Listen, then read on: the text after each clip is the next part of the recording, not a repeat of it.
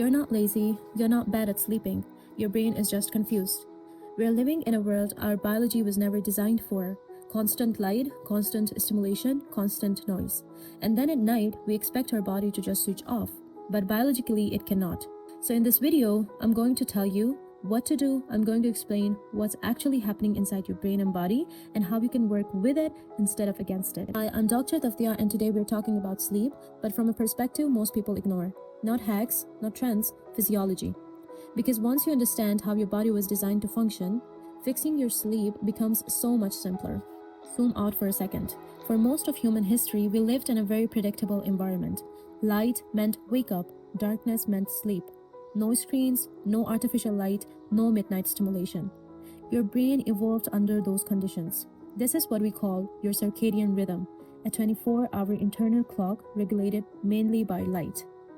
At a physiological level, light entering your eyes signals the brain to stay awake, and darkness triggers melatonin, which prepares your body for sleep. Now, we have overridden that system. We expose ourselves to bright screens at night, irregular sleep times, constant mental stimulation. So your brain never gets a clear signal that it's time to shut down and sleep. Let's make this more precise. Your sleep-wake cycle is controlled by melatonin, which promotes sleep, and cortisol, which promotes alertness. In a normal rhythm, cortisol peaks in the morning, hence you feel awake, and melatonin rises at night and you feel sleepy. But when you're on your phone late at night, you get light exposure, which suppresses your melatonin, and you get continuous stimulation, which keeps your dopamine high. And dopamine isn't just a feel-good chemical, it's a wakefulness signal. So biologically, your brain thinks, we're still active, let's stay awake. That's why you feel tired physically, but mentally wired and active. And I have experienced this firsthand. I've always been someone who thrived on early mornings, especially during medical school. But after having my baby, my entire rhythm collapsed. I became nocturnal, sleeping in the morning, awake at night, trying to function in a schedule that didn't match my biology. And I noticed real changes. Low mood, irritability, poor concentration, and scientifically that makes sense. Because when your circadian rhythm is disturbed, it affects your hormones, your cognition, even your emotional regulation. At some point, I realized this isn't just inconvenience, this is physiology being disrupted. So instead of forcing productivity, I focused on one thing, that was realigning my biology. Here's what worked for me, a hard reset. I restricted my sleep intentionally. I woke up early after like 3 hours of sleep, and I stayed awake the entire day. Why? Because sleep is also driven by sleep pressure. The longer you stay awake, the longer the drive to sleep. Secondly, I had a fixed wake-up time. No matter how little I slept, I woke up at the same time. Every day. This is one of the strongest anchors of circadian rhythm. Thirdly, I had no daytime naps. Because naps reduce sleep pressure, making it harder to sleep at night. Also worked on the very important thing, which is light exposure control. In the morning, I would go out and get the sunlight, and at night, I would dim the lights. I was basically retraining my brain using the signals it understands best, light and darkness. Within 1 to 2 weeks, my body adjusted, not perfectly but predictably. Let's make this practical. These are not random tips, they are based on physiology. Use your bed only for sleep. This is behavioral conditioning. Your brain creates associations. If your bed is for scrolling, eating, watching, then your brain won't associate it with sleep. Control light at night. Dim your lighting. It signals melatonin release. Bright light delays sleep. Even small changes here make a big difference. Also, try to manage stimulants intake. If you're drinking a coffee, drink it before evening, because coffee contains caffeine, which blocks adenosine, which is the chemical that builds sleep pressure.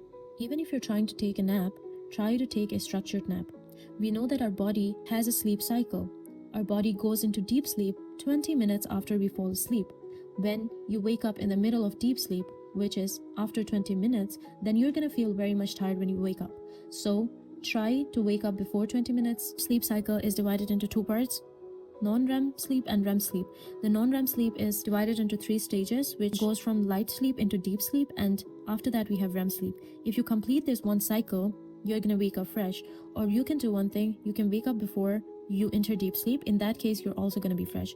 Anything in between this time from 20 minutes and 90 minutes is a way to make yourself more tired. We know that a lot of insomnia isn't physical, it's mental too. So racing thoughts keep the brain in a hyper-aroused state. That's why we have to calm the cognition load.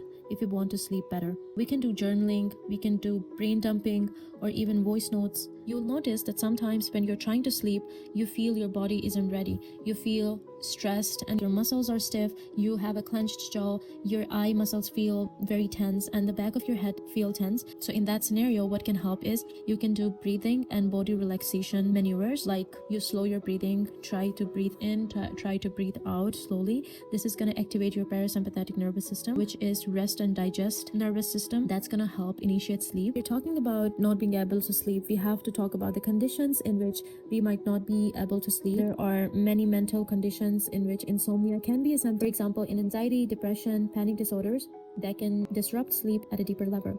If you notice symptoms like persistent low mood, loss of interest, frequent night awakenings with anxiety, please seek medical help, because in those cases, sleep improves when the underlying issue is treated. I hope that by the end of this video, you have come to the conclusion that your body isn't broken.